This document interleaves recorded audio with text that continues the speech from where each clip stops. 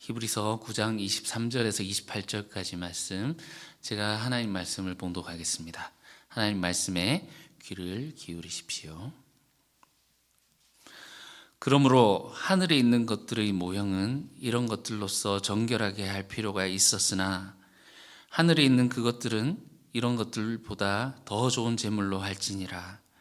그리스도께서는 참것의 그림자인 손으로 만든 성소에 들어가지 아니하시고 바로 그 하늘에 들어가사 이제 우리를 위하여 하나님 앞에 나타나시고 대제사장이 해마다 다른 것의 피로써 성소에 들어가는 것 같이 자주 자기를 드리려고 아니하실지니 그리하면 그가 세상을 창조한 때부터 자주 고난을 받았어야 할 것이로되 이제 자기를 단번에 제물로 드려 죄를 없이 하시려고 세상 끝에 나타나셨느니라. 한 번 죽는 것은 사람에게 정해진 것이요 그 후에는 심판이 있으리니 이와 같이 그리스도도 많은 사람의 죄를 담당하시려고 단번에 들임받으셨고 구원에 이르게 하기 위하여 죄와 상관없이 자기를 바라는 자들에게 두 번째 나타나시리라. 아멘. 이것은 하나님 말씀입니다. 하나님께서 오늘 이 말씀을 통해서 우리에게 은혜 베풀어 주시기를 원합니다.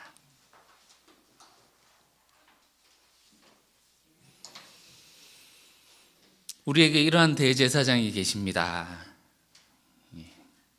예수님은 이런 대제사장이 되셔서 우리에게 우리와 하나님을 중재하시는 그런 대제사장이십니다 하는 것을 지금 이제 이야기를 하고 있습니다. 예수님이 대제사장이시다, 제사장이시다, 제사를 드려야 된다라고 하는 것은 필요한 것들이 있죠. 제사를 드리는 그 성소, 그리고 제사할 때 필요한 제물, 그리고 이것이 그냥 하는 것이 아니라 하나님의 언약으로 이루어진 것이다. 그래서 제물을 드리는 성소와 제물과 언약에 대해서 요거를 3번 반복한다라고 이렇게 우리가 처음에 제가 말씀을 드렸고, 지금 요 반복이 2번 반복까지 우리가 보았습니다. 이제 3번째 마지막 결론부를 향해서 달려갑니다. 이제 마무리를 하는 그 단계에 있습니다. 일단 23절에서 24절을 보시면, 그러므로 하늘에 있는 것들의 모형은 이런 것들로서 정결하게 할 필요가 있었으나, 하늘에 있는 그것들은 이런 것들보다 더 좋은 제물로 할지니라. 지금 이제 두 세계를 이야기를 하고 있죠. 하늘 나라와 그리고 이 땅에 있는 나라. 어떤 게 원본이라고요? 예, 당연히 하늘에 있는 게 원본이고 이 땅에 있는 것들은 모형에 불과하더라. 24절도 마찬가지입니다. 그리스도께서는 참것의 그림자, 위에 있는 것은 참것이지만 아래에 있는 것은 그림자에 불과하다. 참것의 그림자인 손으로 만든 성소에 들어가지 아니하시고 바로 그 하늘에 바로 들어가사 이제 우리를 위하여 하나님 앞에 나타나셨다, 이렇게 말합니다. 우리 지난주에 이제 언약을 보았습니다. 옛 언약을 보시면서 이제 예수님과 맺게 될 그 새 언약에 대해서도 보았습니다. 언약할 때 반드시 필요한 것이 있었는데 그것이 피라는 것도 우리가 보았죠. 그러니까 이것이 생명을 걸고 하는 언약이다 하는 것을 우리 보았습니다. 이 언약을 체결했지만 우리가 이제 결혼식 하는 걸로 끝나는 것이 아니라 이제 결혼 생활을 해야 되는 것처럼 언약을 하는 것으로 끝난 것이 아니라 이제 백성들은 하나님과 함께 살아야 됩니다. 하나님과 함께 하나님의 뜻을 따라 행해야 되는 하나님의 백성으로서의 삶이 남아있죠. 그런데 문제가 있는 것이 죄라는 놈이 있지요. 거룩한 하나님께 나아가서 그분과 함께 동행해야 함에 마땅하지만 인간이 짓는 이 죄 때문에 하나님께로 나아가는데 막아서는 요인이 됐다. 피 흘림이 없이는 사함이 없느니라. 그래서 이제 하나님 앞에 나아가기 위해서는 이 피 흘림, 죽어야지 나아갈 수 있어요. 죄가 있는 인간들은.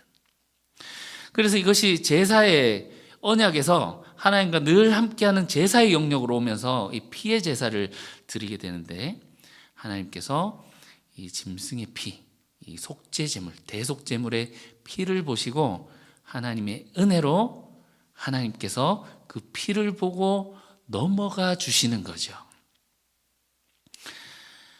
그래서 언약의 관점에서 이 피를 뿌린다라는 것은 이 언약을 깨면 반드시 죽을 것이다, 이 짐승처럼 될 것이다 라는 그런 의미겠지만, 제사의 영역으로 이렇게 넘어와서 제사의 관점에서 오면 이 피를 통해서 정결해진다라는 의미로 우리가 받아들일 수 있습니다. 보면 이제 속죄소에다가 또 피를 뿌리잖아요. 그것을 정결하게 하는 거예요. 그 속죄소 자체가 더럽혀졌다거나 오염되었다거나 하는 것이 아니라 이 백성을 맞을 준비를 하는 것이다, 이렇게 볼 수 있겠습니다. 이 죄가 얼마나 무서운 것인지, 여러분, 이 피를 성소에 뿌려서 인간이 죄가 있는 인간이 하나님께로 나아가는 것을 준비한다라고 하는 것이, 우리 그 코로나가 한창 이제 막 기승을 부릴 때, 코로나 걸렸던 사람이 한 번만이라도 왔다 가면 어떻게 됩니까? 난리가 나잖아요.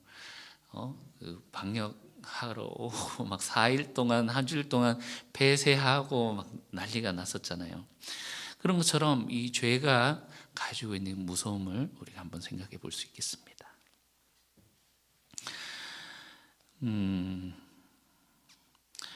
그러니까 이 땅에 있는 모형에서도 짐승의 피로 성소를, 그 장막을 깨끗하게 하고 그렇게 했을진데, 이 원형, 하늘에 있는 하늘 성소, 하나님 계시는 그 성소가 있겠죠? 원형에서는 더 좋은 제물로 하지 않겠느냐라는 거죠. 하나님께 나아갈 때는 반드시 피가 필요해요. 그래서 땅의 제사에서는 짐승의 피를 가지고 하나님께로 이렇게 뿌리면서 정결하게 하고 나갔는데, 하늘 성소에서는 더 좋은 제물, 누구의 피로요? 예수 그리스도의 피로 그것을 정결하게 하셨다라는 것은 우리를 맞을 준비를 하셨다라는 의미죠. 예수님이 손으로 만든, 그림자인 손으로 만든 성소로 들어가지 아니하시고 어디로 바로 들어가셨다? 하늘로 바로 들어가셔서 대제사장이 되셔서 우리를 위한 이런 제사를 지내신다 하는 것을 우리가 지금 계속 보고 있습니다. 이것을 우리가 어떤 교리적으로 본다든지 이렇게 읽으면 굉장히 건조하게 됩니다. 건조하게 느껴집니다. 그런데 이것이 히브리서 공동체 당시의 상황에서 정말 하나님에 대한 갈망과 하나님을 간절히 찾는 자들에게 이 메시지는 너무나도 큰 격려와 위로의 메시지였을 것입니다. 여러분, 처음 신앙을 가지신 분, 처음 예수를 믿기 시작하셨을 때 여러분 기억이 나시나요? 그때 기억이 나시나요? 하나님을 만났다, 하나님의 음성을 들었다, 이게 하나님이 내게 놀라운 일을 행하셨다, 이런 얘기들을 하는데, 진짜 하나님을 만난다고? 그럼 어떻게 되는 거지?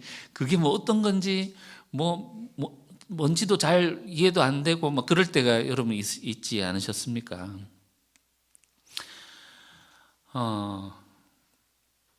그냥 비가 내리면, 비가 내리는갑다. 이제 가을에 돼서 오곡백과가 익어가고, 막 과실진이 나오고, 아이고, 또 올해 이제 가을이 왔네. 그냥 이렇게 보고, 해가 뜨고, 달이 뜨고, 그냥 이렇게 지나가면서 살아왔던 것이 하나님의 약속과 그 관계 안에 들어가면서 이 모든 것이 의미가 있게 되죠. 하나님이 너희가 필요할 때마다 은혜를 베풀어 주겠다. 이른 비와 늦은 비로 너희와 함께 하겠다. 하나님의 약속을 보고 나니 비가 오는 것이 그냥 보입니까? 하나님께서 지금 이 땅 가운데 비를 내려주시는구나. 우리 예배 마칠 때 우리 환우들을 위한 기도를 하는데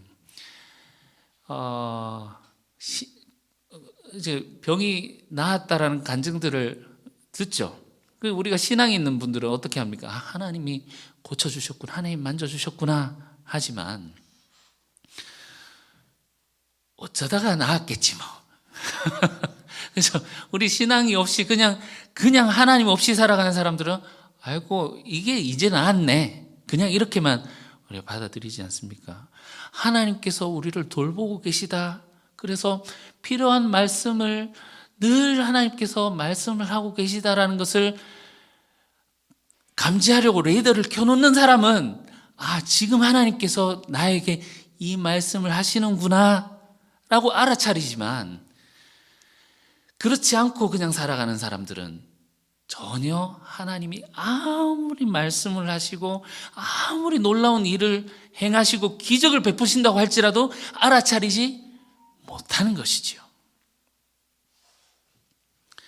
제가 처음 신앙을 가지고 저에게 굉장히 힘이 되었던 말씀이 잠언 8장 13절 말씀인데요. 그 중에 나를 사랑하는 자들이 나의 사랑을 입으며 나를 간절히 찾는 자가 나를 만날 것이니라. 하나님, 다른 사람들 하나님 만났다고 하는데 나는 잘 모르겠다고. 왜 이렇게 못 만나는 것입니까? 할 때 이 말씀이 딱 보이는 거예요. 하나님을 간절히 찾는 자가 하나님을 만나는구나. 하나님의 음성을 듣기를 사모하는 자가 하나님의 음성을 들을 수 있는 거구나. 저를 굉장히 지켜주셨던 그런 말씀입니다. 하나님이 우리에게 때에 맞는 은혜를 베푸셔도 우리의 눈이 그분을 향해 있지 않는다면 우리가 그것을 알아챌 수 있습니까? 없습니까? 없는 것이죠. 비가 오네 이러고 넘어가 버리는 것이죠. 하나님께서 아무리 말씀을 하셔도 세상살이에 바빠서 이런 핑계로 저런 핑계로 살다 보면, 우리가 그 말씀에 귀를 기울이지 않으면 우린 그 말씀을 들을 수가 없는 것입니다. 그런데요, 때로는 우리가 하나님께 아무리 기도하고 간절히 하나님을 찾아도 하나님께서 침묵하시는 때가 있더라는 겁니다. 사실 그럴 때가 굉장히 고통스럽고 괴롭죠.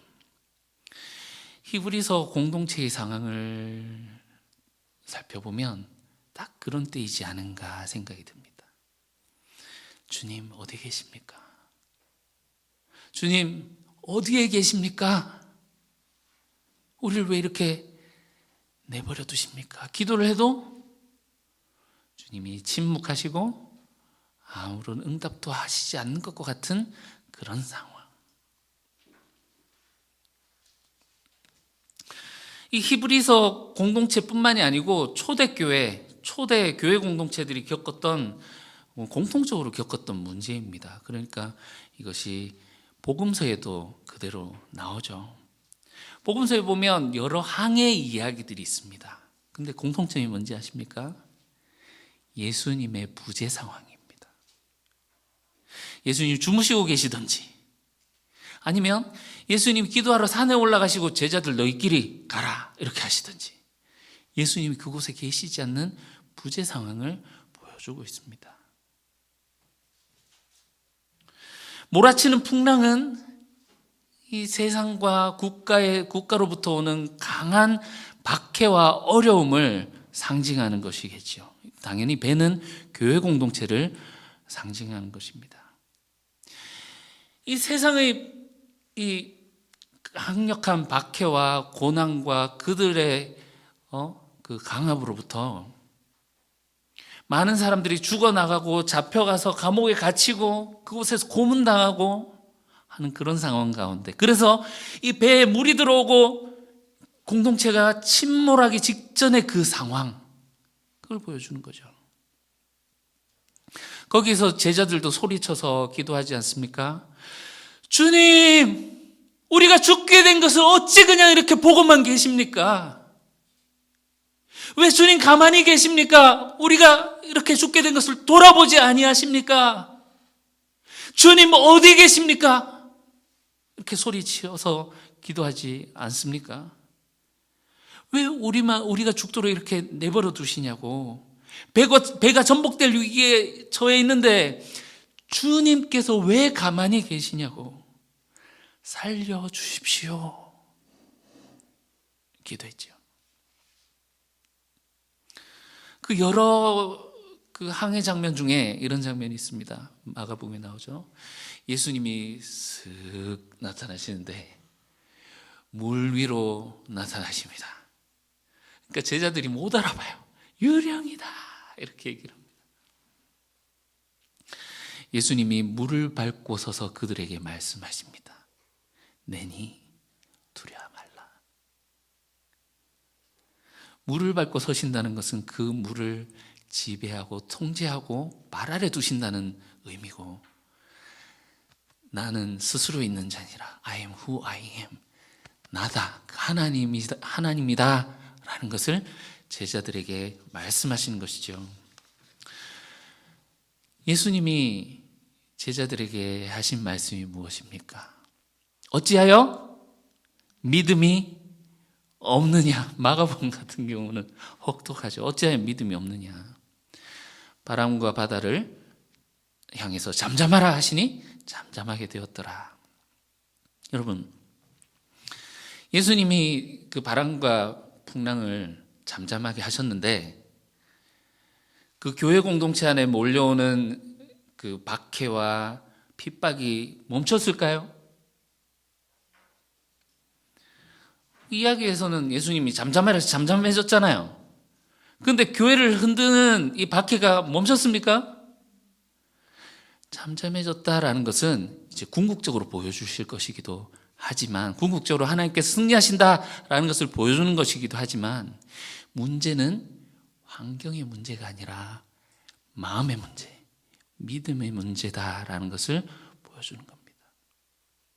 주님이 함께 하심을 알아차리는 그 순간 교회를 뒤집었고 사람을 죽이려고, 믿는 사람들을 죽이려고 눈이 멀게 있는 저들의 그 박해와 위협이 전혀 문제가 되지 않는 상황인 거죠.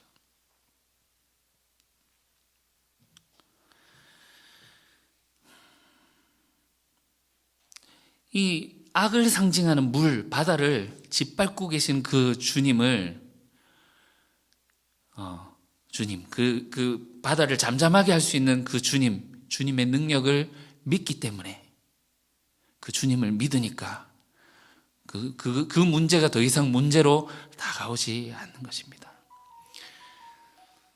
히브리 공동체도 동일하게 소리를 질렀을 것입니다. 살려주십시오. 왜 우리를 이렇게 내버려 두시냐고.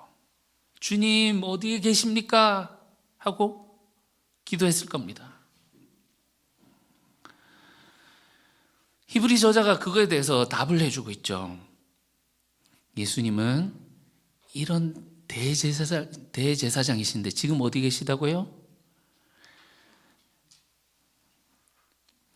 이 모형에 불과한 땅의 장막에 계시는 것이 아니라 바로 하늘에 들어가서, 하늘 성소로 바로 들어가셔서 우리를 위하여 하나님 앞에, 여기 원어를 보시면 하나님 얼굴 앞에 나타나셨다 이렇게 되어 있습니다. 여러분, 누가 하나님 앞에 설 수 있습니까? 우리 이렇게 생각해 보십시오. 예수님이야 원래 하나님의 아들이니까 원래 그 자리로 돌아가셨겠지. 여러분, 이런 것이 아닙니다. 예수님이 대제사장이시다라는 것은 인류의 대표로서 모든 인류를 대표해서 지금 하나님 앞에 서신 거예요. 누가 하나님 앞에 설 수 있습니까? 아무도 없지만, 하나님 앞에 설 수 있는 자가 아무도 없지만 예수님이 인간의 대표로서 하나님 얼굴 앞에 서셨다. 이것이 누구를 위한 거라고요? 우리를 위한 거. 이 말은 우리도 이제 하나님 앞으로 갈 수 있게 되었다, 그 길을 열어주셨다, 이런 말이에요.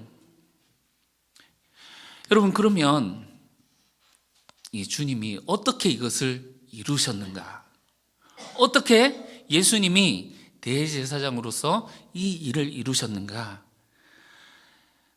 그 힌트가 25절 이하에 나옵니다. 대제사장이 해마다 피로써 성소에 들어가는 것 같이 자주 자기 피를 드리려고 아니하실지니. 그러니까 여기서 말하는 이 성소에 들어가는 것은 여러 제사들도 있지만 특히 1년에 한 번 드리는, 하나님께 드리는 대속제일에 드리는 그 제사를 두고 얘기를 하는 거죠.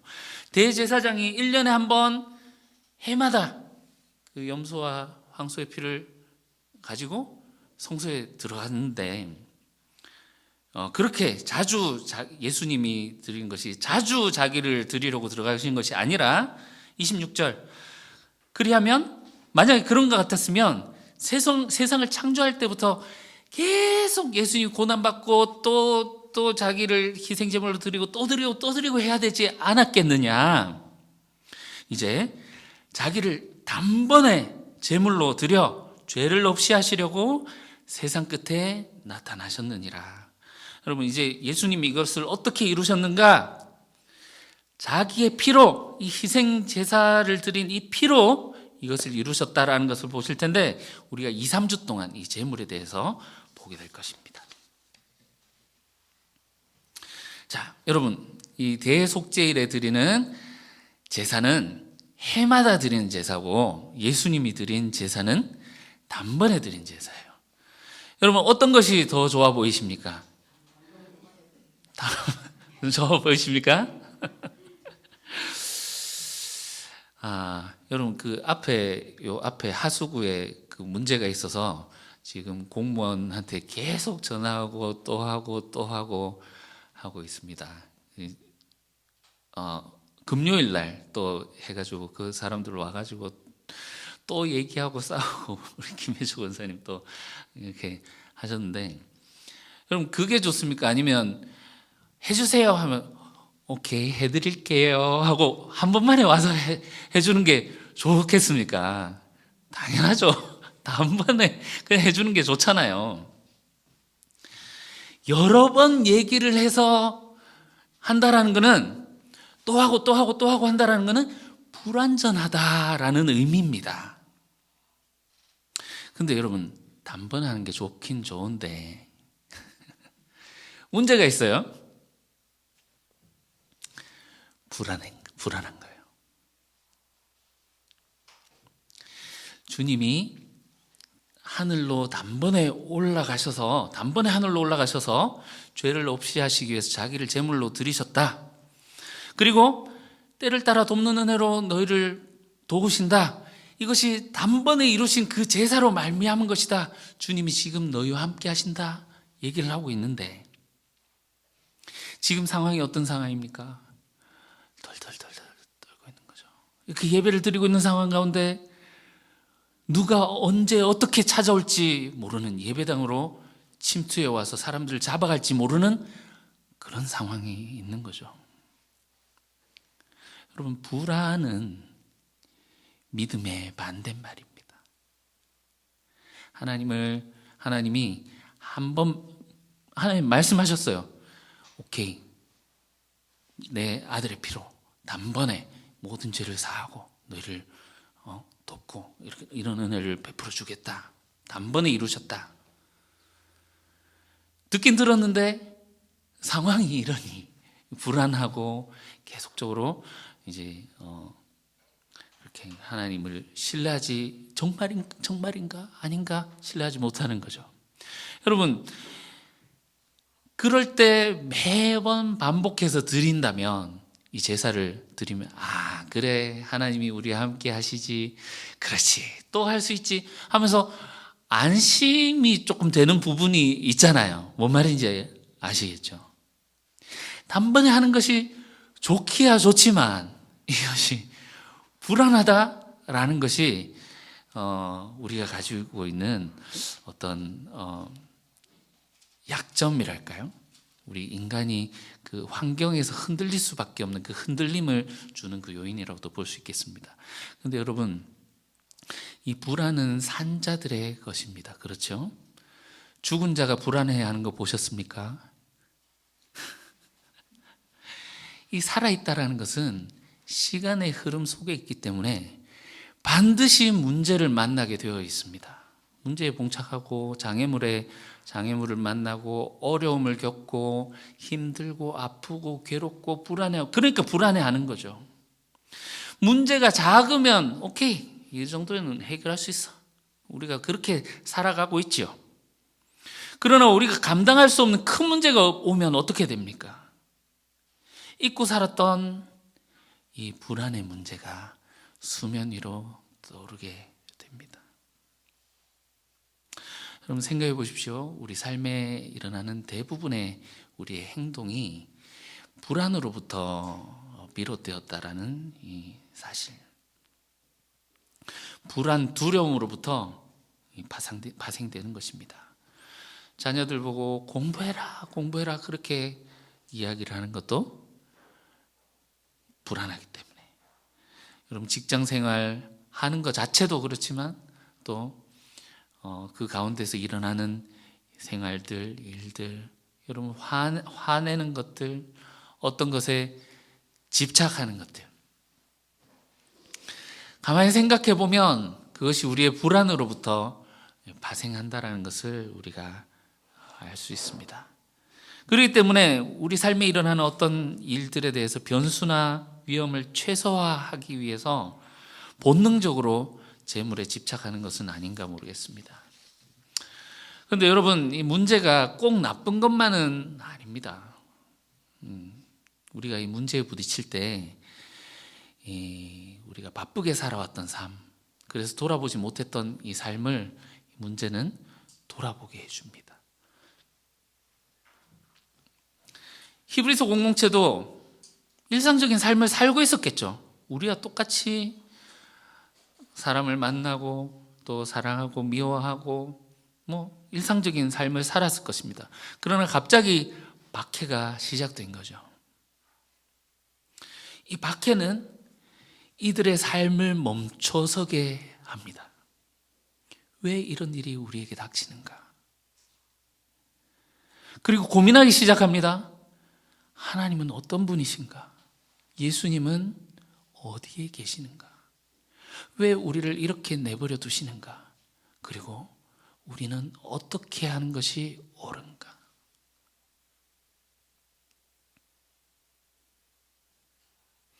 때로 우리의 삶에 이해할 수 없는 일이 찾아오고 죽을 만큼 아픈 일이 찾아오기도 합니다.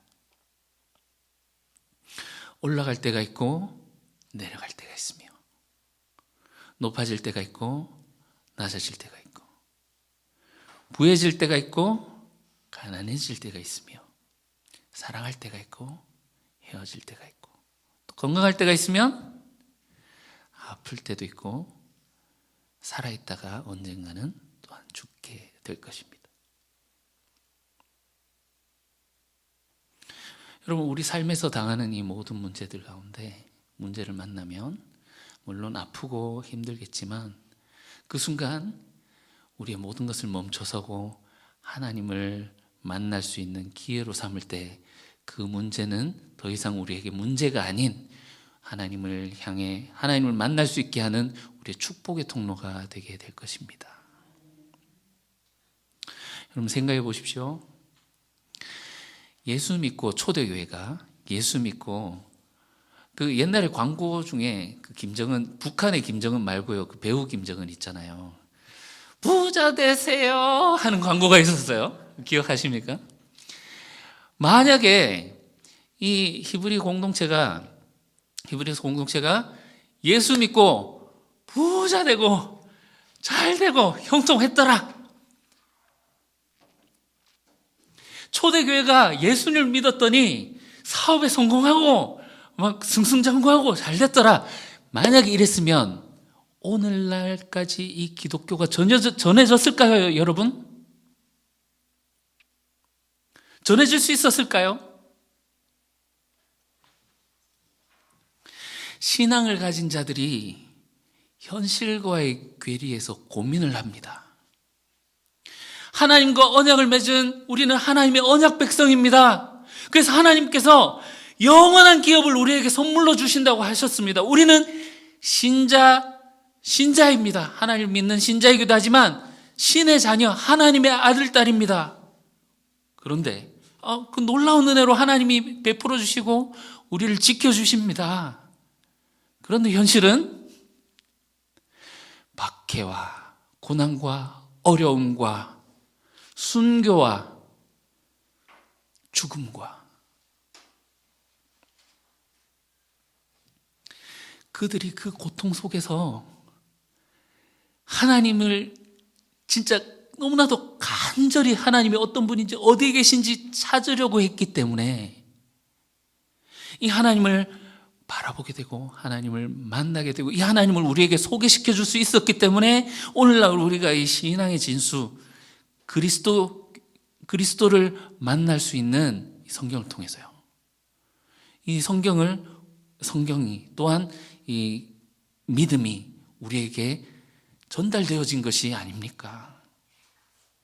순교자의 피로 세워진 종교이지 않습니까? 예수님은 어떤 분인가? 그들이 당하고 있는 그 현실 속에서 지독하게 고민하고 연구했을 것입니다. 단순히 예수 믿어라 그러면 천국 간다 이것이 아니었어요. 정말 예수라는 분이 썩은 동아줄인가 아니면 우리가 잡아서 천국에 갈 수 있는, 우리를 천국으로 인도할 수 있는 영원한, 끊어지지 않는 영원한 닻이신가 연구를 한 거죠. 그래서 예수님이 어떤 분이란 것을 발견했습니까? 26절 이제 자기를 단번에 제물로 드려 죄를 없이 하시려고 세상 끝에 나타나셨구나. 여러분, 우리가 하나님께 나아갈 수 있는 것은 이것이 저절로 된 것이 아닙니다.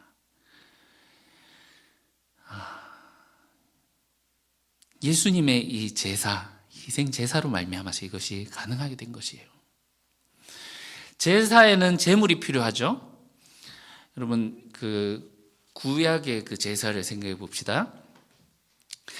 이 짐승의 입장에서 희생을 당하는 짐승의 입장에서 아이고 오늘 희생당한다 하고 얼마나 기쁘게 가는 그런 짐승이 있을까요?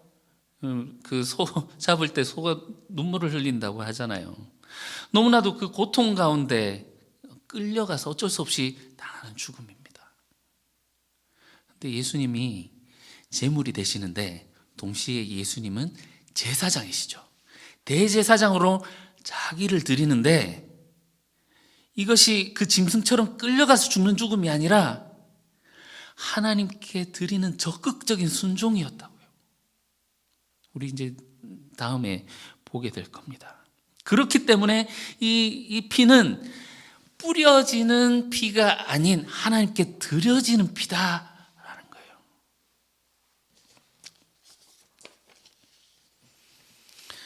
자, 26절 끝에 보면 이 주님이 이런 피로 말미암아 우리의 죄를 사하시고 하나님께 들어갈 수 있는 길을 여셨는데 언제 나타나셨다고요?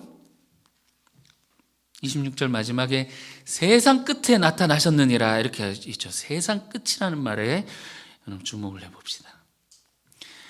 우리 처음에 우리 1장 2절에서 이거를 봤어요. 자, 옛적에는 하나님이 여러 선지자들을 통해서 여러 가지 모양으로 말씀하셨지만 이 날들 마지막에는 아들을 통해 말씀하신다 그랬죠.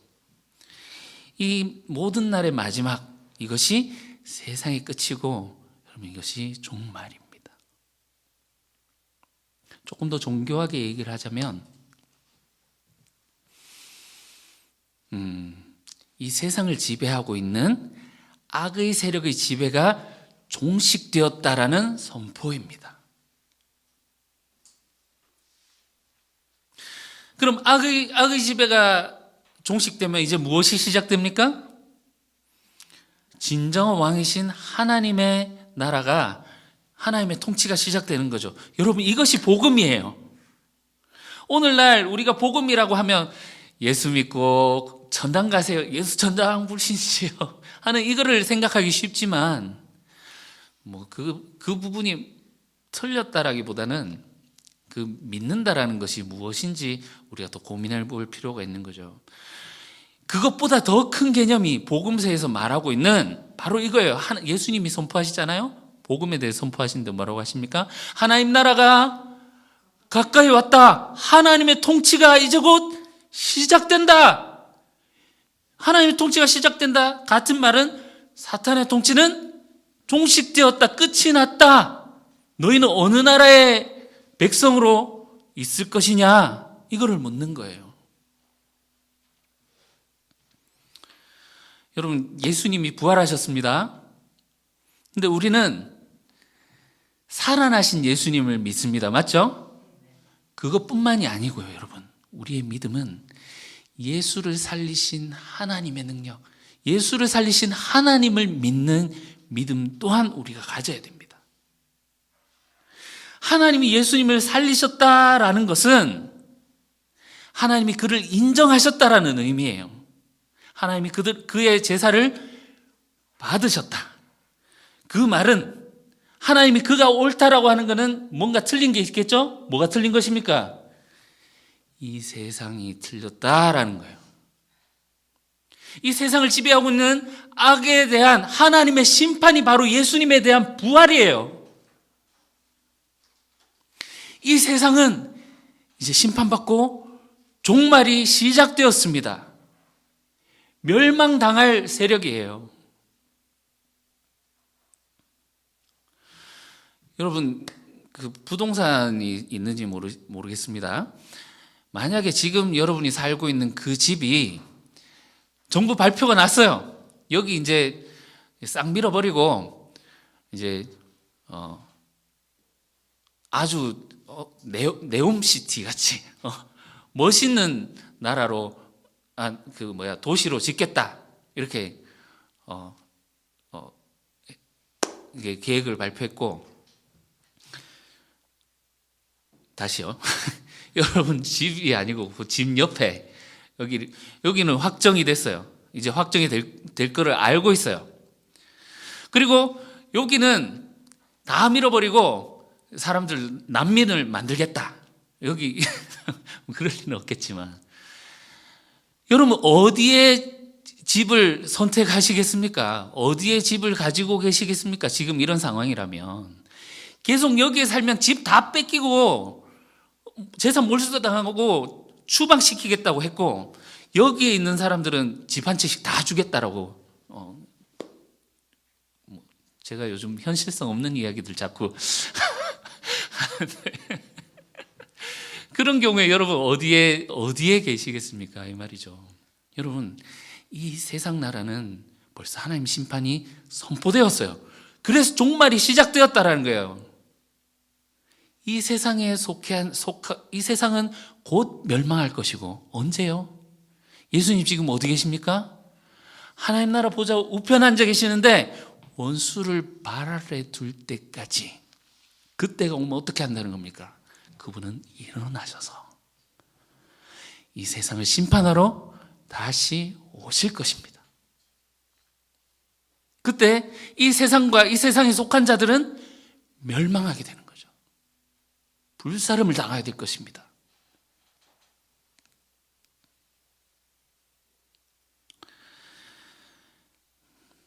그렇지만 하나님의 나라, 하나님의 그 통치 가운데 있던 자들은 하나님께서 나의 안식에 들어오라 하고 안아주시는 거죠. 자, 27절 보실게요.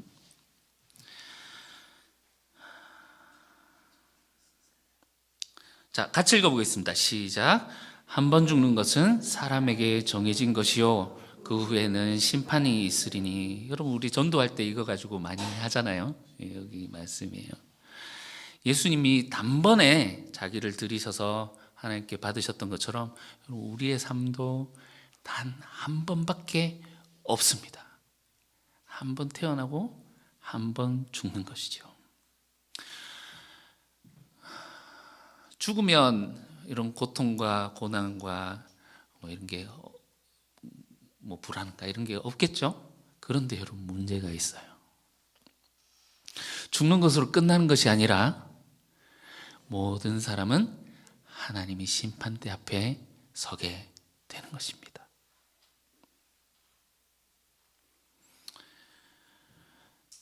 여러분 우리의 생이 언제 끝날지 모르잖아요. 만약에 우리가 지금 죽어서 하나님 앞에 서게 된다면 하나님께서 우리의 삶을 심판하실 때 어떤 심판을 하실까요? 어떤 것을 근거로 어떤 것을 가지고 심판을 하실까요?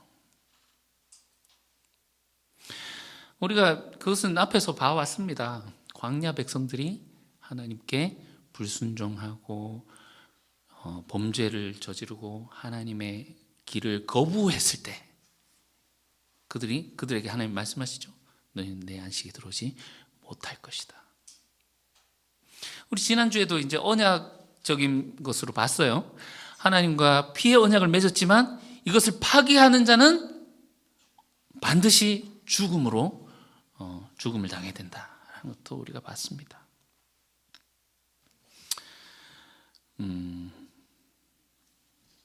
여러분 그렇기 때문에 이 죽은 자에게는 더 이상 고통과 고난과 갈등이 없을지라도 여러분 어떤 면으로는 우리 살아있는 자들만이 가질 수 있는 특권인지도 모르겠습니다.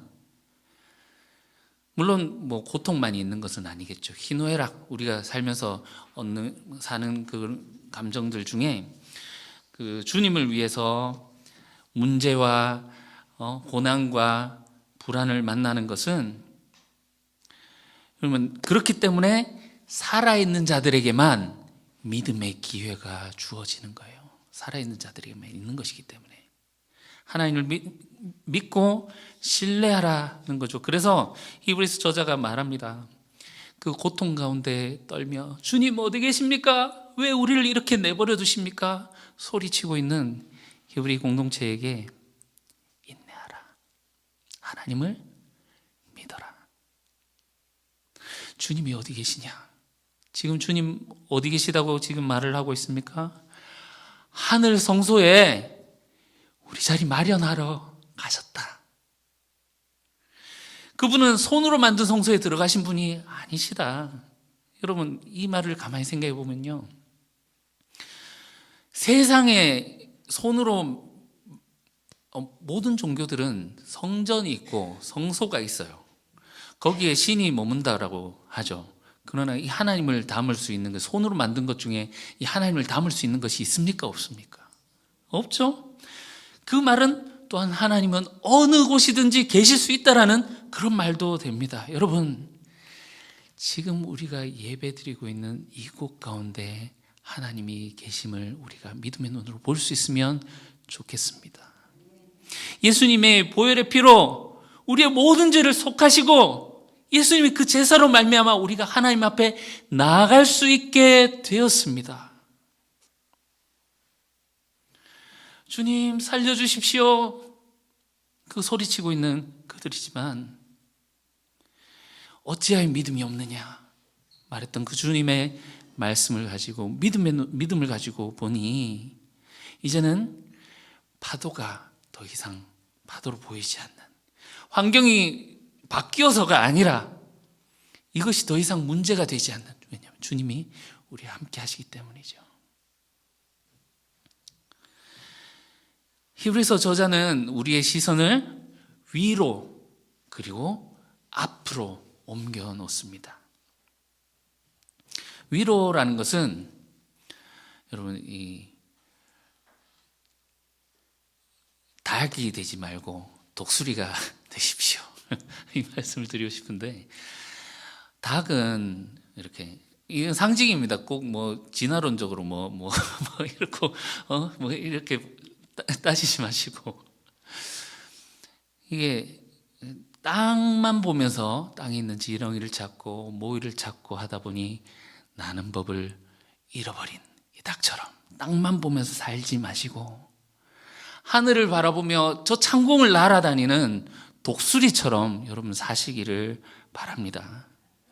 아래에 먹을 것이 있는지 욕망이 가득 차서 밑에만 보면서 땅만 보면서 내 안에만 바라보면서 내 감정을 상하게 한 저 녀석, 나를 아프게 한 녀석이지, 이렇게 눈 째리고 보지 마시고. 여러분, 지난주에 제가 말씀드렸더니 그 오후에 나눌 때 이런 말씀을 하시더라고요. 100억 준다고 해도 내가 하나님 나라에 들어갈 수 있는 그것과 나는 바꾸지 않겠다, 이런 고백을 하시더라고요. 참, 그것이 우리의 고백이 되어야 되지 않겠습니까? 여러분, 땅 부자가 되지 마시고 하늘 부자가 되십시오.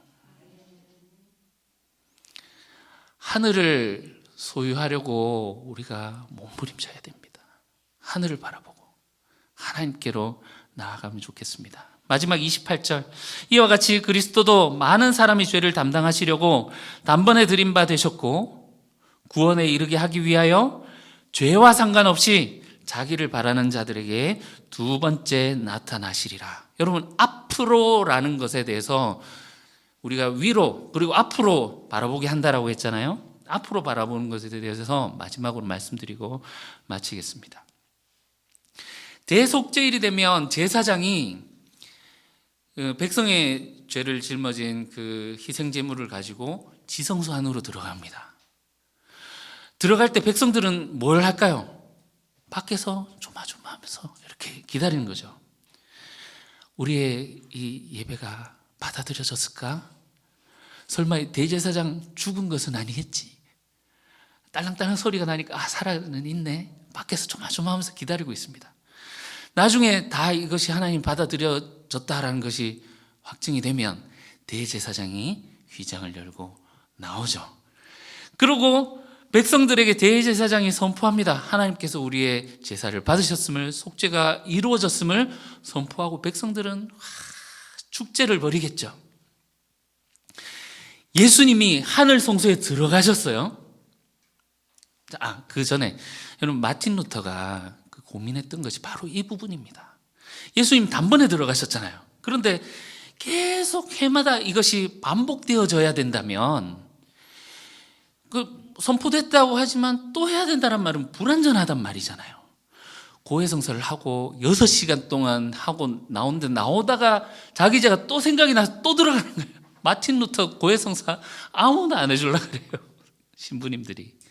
그러니까 하고 또 하고 해도 들끓는 이 죄를 어떻게 할 수 없으니까. 그러나 예수님의 이 제사는 그런 것과 달리 단번에 이루셨는데, 단번에 하늘로 들어가셨는데 거기서 이제 나올 때를 우리는 기다리는 거죠. 근데 보세요, 두 번째 나타나실 때 무엇과 상관없이 28절 끝에 보면 죄와 상관없이 자기를 기다리는 자들에게 두 번째 나타나시리라. 죄와 상관없이, 이 말은 두 번째 오시는 일은 이 죄사함과 관계없는 일이다라는 거예요.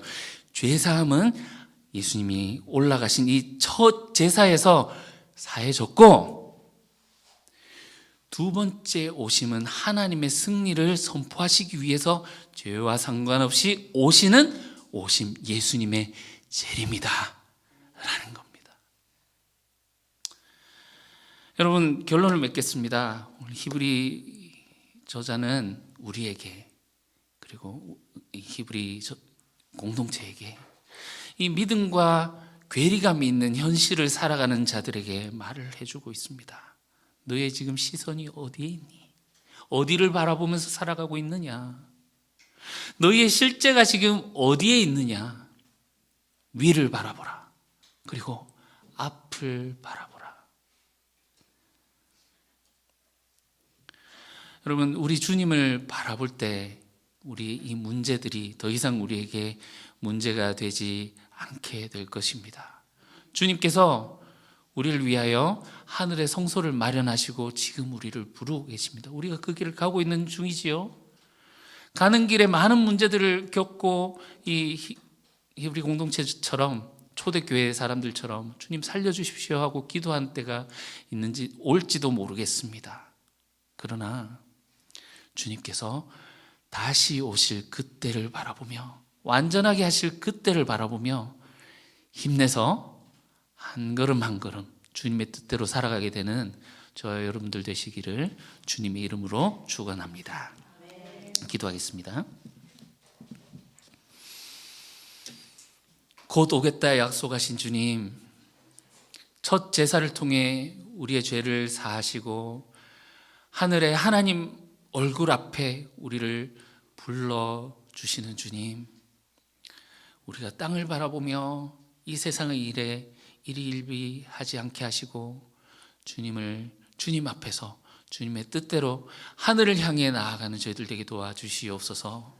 그리고 곧 오겠다고 하셨사오니 그 오실 주님을 잘 준비하며 살아가는 저희들 주님의 백성들이 되도록 인도하여 주시옵소서. 예수님 이름으로 기도합니다.